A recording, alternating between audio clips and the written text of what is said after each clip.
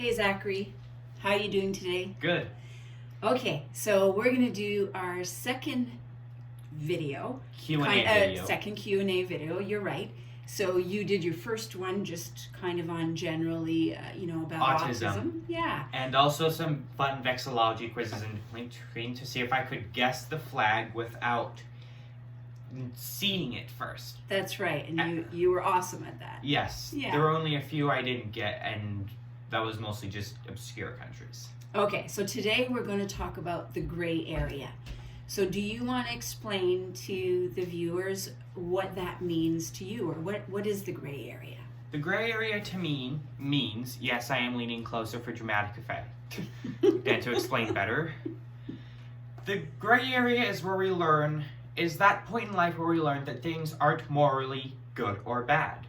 I.e., morally good means share with other people, be kind to your fellow man, don't steal, be respectful to your elders, all that good stuff. And morally bad means steal, start fights for no reason, be disrespectful, rude, and all the bad stuff. Gray area is word that doesn't really fit in with the other two. Like, you know those points in movies where the character has to engage in combat where the antagonist says, you have no choice. It's basically that. So yeah, that's the gray area. Okay, so sometimes when you're doing something that's like fighting, which you put in the category of not good, but you're doing it for a good cause or to protect somebody. Yes. That would be a gray area. Or because you literally have no other choice. Like, right. Like they're basically saying you can only leave this room if you fight me. Got it. Okay. So are you good at accepting the gray area? Is that easy for you? I am now, but it wasn't always like that. At some points I wasn't. I always stayed in the good area, and anything that crossed into the gray area, it felt like a baggy pant, like they just kept rubbing against my leg uncomfortably, and I wanted to just get out of there. So what is it? Why is it so important for you to stay in what you see as like the good area to because do good? It makes me feel safe, and I find when I moved into shakier grounds like the gray area, I tend to go into like some kind of bubble, and sometimes I find I might lash out if someone even with good intent tries to free me from that bubble. So why do you like to stay in that bubble? That bubble is good. Because it makes me feel like the world is okay when really it's not always okay. So would a word would safe be a good word? It makes you feel safe. Yes, it makes me feel safe. Okay. Well, that makes sense. So it was difficult for you before. So how did you learn to adapt to some of the gray area? Like, what strategies do you use? I got help from my parents and from people around me, and I just grew. Okay. Yeah. So can you give an example of that? So let's say, I know one of the things, if you would see a movie, let's say that occasionally had maybe a swear word or a word that, wasn't words that you normally would use, that was very upsetting for you.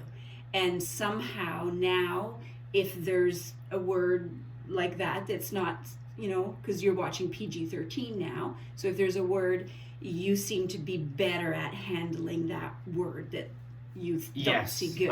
How are you doing that? I just know that I'm old enough to take some of that stuff now. Like, I can't be young forever, so I gotta learn at some point to just grow up and accept that sometimes the world's like that.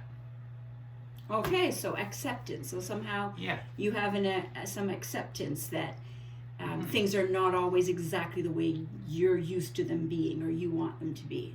Yes, because that is the way the world works. It changes, and you gotta accept it and move on.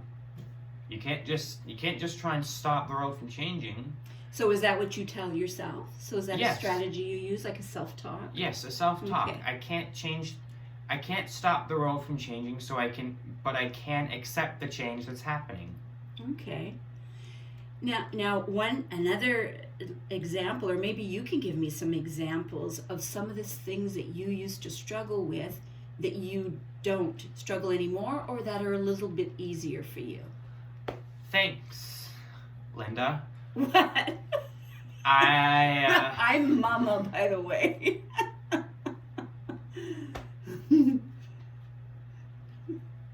What? I'm lost. Hey, sorry for that little interruption. It's just when Mama asked me the question, I staggered for an answer and panic.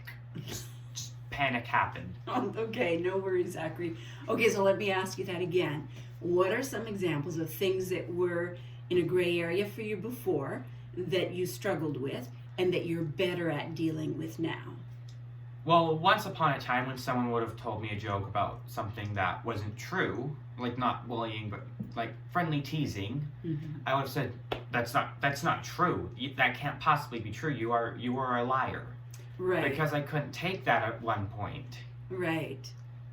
And now you can see, so somebody's teasing and saying, no, I'm not going to, for example, I'm not going to pick you up at, I don't know, I can't even think of examples. Yeah. But if I tease you now, you get that I'm just teasing you. Yes. You know? I'm not actually lying. I'm just saying something just so to be funny. Oh, if you ask me, what's for dinner, and I'll say, we're not having dinner tonight. I know that's teasing. I Right. won't say, no, that's not true. You have to make dinner. Exactly. Yeah. Another example is TV shows, books, and video games. Like for TV shows, I like Modern Family, yet that has some gray area humor in it. Okay. Yeah. I also like books like Wings of Fire, which can get a little dark at times. I do love Wings of Fire, though. It is my legit favorite book series. Is that right? Yes. How come? It's just really good. Can't really think of an answer right now, but I also liked books like Aragon, which again can get pretty dark. Right. And then there's video games. One of my all-time favorite video games is Hollow Knight, which at times its lore crosses into the darker territory. Yeah. Okay. Is there anything else that you'd like to say about the gray area, or what's helped you? Any other things that we haven't covered? No, not exactly. What happens when you're about to get upset about something? What do you do to catch yourself? I kind of just catch myself and just try and tell myself it's okay. Don't panic. It's gonna be fine. Okay. So you use a lot of self-talk. Yes. Okay. What about breathing? Do you use breathing? Not a lot. Not so much? No. Maybe I need to practice using that. Yeah, that used to work for you anyway. Yeah, it used to work for me. Okay, but the self-talk right now is the... Yes. Okay. All right. You had a question. You were talking earlier about when the gray area is not the gray area, or when is the gray area not the gray area? Yeah. When the gray area moves into the morally bad area, it's at the point where someone does the friendly teasing, like hey, this is, and insert thing that is not real about the friendly teased person here. Right. And takes it to a level that is actually hurtful. Okay. So then it becomes... Yeah, then it becomes the morally bad area. Got and it needs to be stopped. Okay. Yeah. Yeah. Because there are things that are, good and okay to do and not okay. So you don't want... So those are legitimate. You said something before about, I think, if you don't have rules, so let's say rules. So rules that are right and wrong or good or bad. So if you got a set of rules, That was another area that was really difficult for you. So if the rule says, for example, that you go to bed at 9 o'clock every night, even if, we were doing something and we would say, Zachary, it's you can stay up till 9:15 to finish maybe a movie we were doing or a game we were playing, and you would be like, no, it's 9 o'clock. I had some difficulty letting the rules bend for myself with those little amenities. Yeah, and that's changed now for you. How come?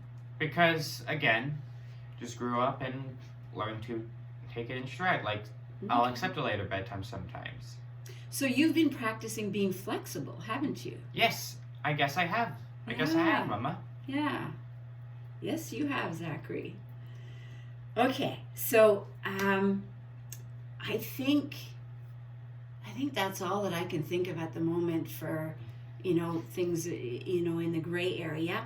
But just around the corner here, in a few weeks, we have, a big celebration coming. It's Christmas. Yeah. So how are you feeling about Christmas? I'm feeling pretty good about that. I'm probably going to be doing a Christmas-themed Q&A soon. Oh, that'd be great. Yeah, and, another thing to mention, there's a good chance I'm going to get back into gaming videos. Okay, yeah. Because you kind of stopped all of this for a while, eh? Yeah, I kind of just stopped YouTube for a while. It's time to stop. And what made you excited to begin doing this again? One of my friends, I'm not going to say his name, but one of my friends started a YouTube channel, and it's pretty good. Okay.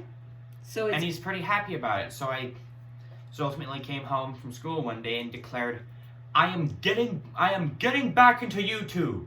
Yeah, so you got inspired. Yes, I was inspired. Awesome. Okay, so Christmas, what are you most excited about for Christmas? I'll save most of these for my Christmas Q&A when it comes, but I am excited about family and presents. Okay, that's awesome, Zachary. Yeah. Okay, any last words you want to say to everybody? Yes, actually, two. Number one, should I promote your channel? Me? Yes. No.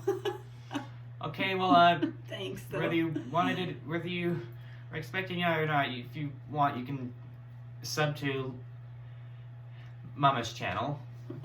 I might leave it in the description below if she wants. And number two is,